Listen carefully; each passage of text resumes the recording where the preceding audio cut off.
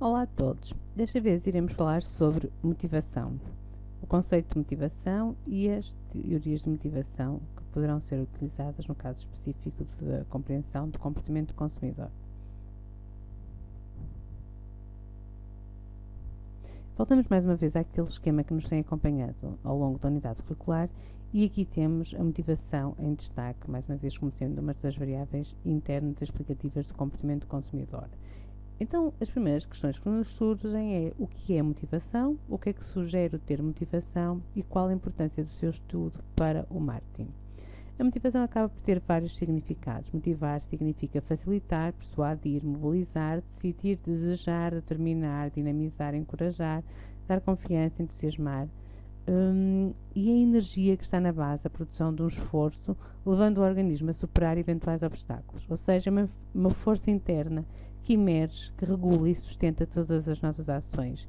Temos as necessidades do organismo e a percepção de objetos que possam satisfazer essas necessidades, e é aqui neste meio que se encontra a motivação. Voltamos mais uma vez a tentar perceber que temos de facto o contexto no qual vive o indivíduo, cultura, valores, aspectos demográficos, personalidade, estilo de vida, as suas influências em termos de amigos, comunidade, família, o estado atual, as necessidades inatas, que efetivamente são aquelas que nascem com o ser humano, e depois temos as necessidades adquiridas que acabam por surgir muito através da influência de amigos, grupos, comunidade, o contexto onde efetivamente o indivíduo ou o consumidor acaba por residir. Tendo em conta essa necessidade, há uma percepção de um objeto ou de um serviço que satisfaz essa necessidade e esta percepção resulta muito das opções disponíveis e das atividades de marketing. Com vista à satisfação dessa necessidade, os indivíduos acabam por adquirir algum produto ou serviço. Vamos estudar a teoria humanista de Maslow, que é aquela que acaba por ser mais comum. Segundo Maslow, as motivações organizam segundo uma pirâmide de necessidades. As necessidades mais básicas devem ser satisfeitas pelo menos no nível mínimo para que o indivíduo apresente outras necessidades. Na base da pirâmide são as fisiológicas, que asseguram a sobrevivência, e no topo as necessidades de autorrealização. Todos os indivíduos apresentam um conjunto de necessidades resultantes de predisposições genéticas e dos processos de interação social. Então, na base temos as necessidades fisiológicas, depois temos as de segurança, as necessidades de pertença e de afeto, necessidades de estima e necessidades de autorrealização. Vamos explicar em que consiste cada uma delas e dar exemplos de alguns produtos ou serviços que se possam incorporar nestes níveis. Então, as necessidades fisiológicas são vitais para o ser humano. A sua satisfação assegura a sobrevivência, a sede, fome, sono, visam a manutenção do equilíbrio interno do organismo, por exemplo, alimentos, medicamentos e alimentos com propriedades especiais, quando procuramos, por exemplo, água e outro tipo de produtos.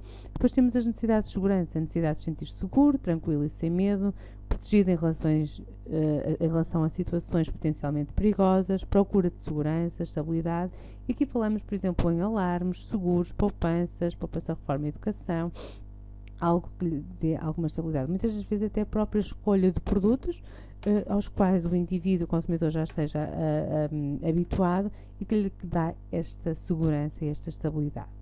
Necessidades de afeto e pertença, afiliação, aceitação de grupos, amizade, amor, procura fazer parte de grupos, família, amigos e trabalho, entretenimento, roupa, perfumes são alguns exemplos. Necessidades de estima, procurar a estima, a autoconfiança, reconhecimento, respeito e aceitação pelos outros. A sensação de competência está relacionada com autoestima, estatuto, superioridade e respeito. Produtos como roupa, mobiliário, tempos livres, carro, que acaba por estar muito associado ao estilo de vida, efetivamente, da pessoa. E depois as necessidades de autorrealização. A necessidade inata que cada um tem de realizar o seu potencial, tornar-se aquilo que uma pessoa é capaz de tornar, procura da realização pessoal, muito associada à necessidade de obter êxito e sucesso, a sua satisfação pessoal. Educação, tempos livres, desporto. No que diz respeito às teorias de motivação e marketing, é possível encontrar 3 tipos de motivos que conduzem o indivíduo a uma ação. São eles motivos biológicos, que são relacionados com as necessidades fisiológicas, intrapsíquicos, relacionados com os sentimentos internos, decisões mais racionais, e sociais, relacionados com o envolvimento dos outros. E aqui aparece a abordagem da teoria das necessidades numa lógica tridimensional, biológico, intrapsíquico e social. Depois temos uma outra teoria que é de Mackay. Ele acabou por desenvolver uma classificação de pirâmide mais específica, ou de necessidades mais específica do que a que foi desenvolvida por Maslow. Fala-nos das necessidades cognitivas, muito com a questão associada ao conhecimento, à informação e mais uma parte mais racional, e as necessidades afetivas mais ligadas à parte emocional. Tauber defende que as motivações para as compras são função de muitas variáveis, algumas das quais acabam por não estar relacionadas com a compra dos produtos e de bens, mas sim com a própria satisfação. A motivação para comprar envolve fatores ligados à utilidade do bem que se adquire e à satisfação obtida pela compra em si.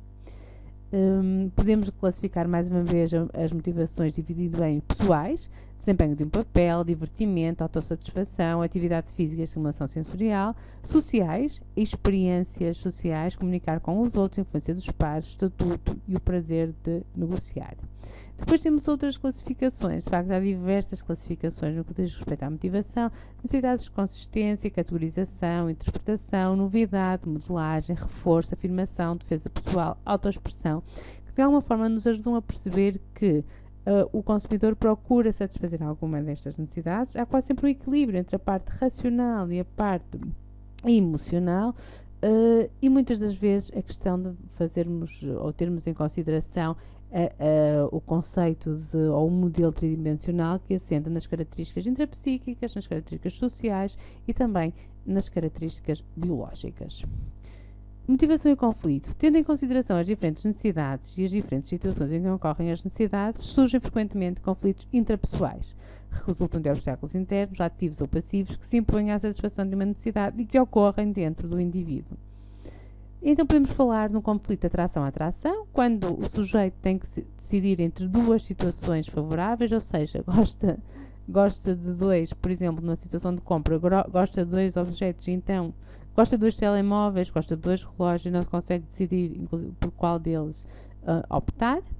Um conflito de atração-rejeição, em que cada uma das situações acaba por ter uma situação favorável e uma desfavorável. O exemplo da publicidade L'Oréal, porque eu mereço, é muito a perspectiva de se vão investir dinheiro naquele produto, mas por outro lado sim, porque as pessoas merecem. Portanto, é a satisfação para elas que é a questão favorável. O investimento do dinheiro poderá ser o desfavorável.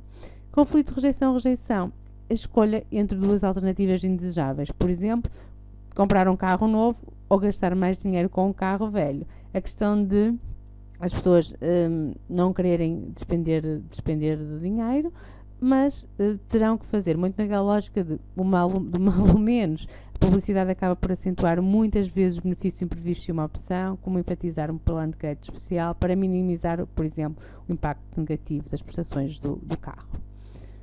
Aqui um exemplo, de facto, de uma situação de conflito.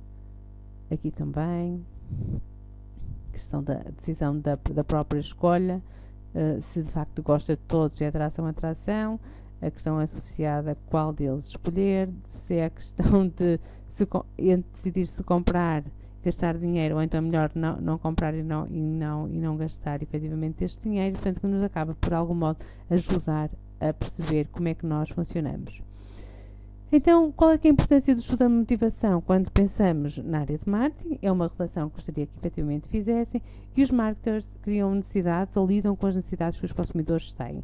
Na realidade, aquilo que nós dizemos é que as necessidades não se criam, elas já existem. Aquilo que é feito, quer seja pelas pessoas que trabalham em marketing, quer seja também na área da publicidade e da comunicação, é no fundo desenvolver um conjunto de estratégias que levam a evidenciar estas necessidades que os consumidores e o ser humano efetivamente já têm.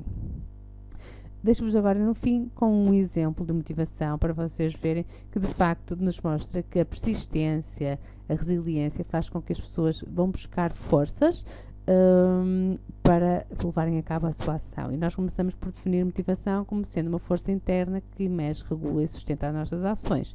E pode ser provocada por fatores internos, como vimos, fatores biológicos, fatores intrapsíquicos, ou por fatores externos, grupos de amigos, referência, família, a própria questão da publicidade e da comunicação, que vai fazer com que o indivíduo mobilize a sua força e a sua ação. Terminamos por hoje.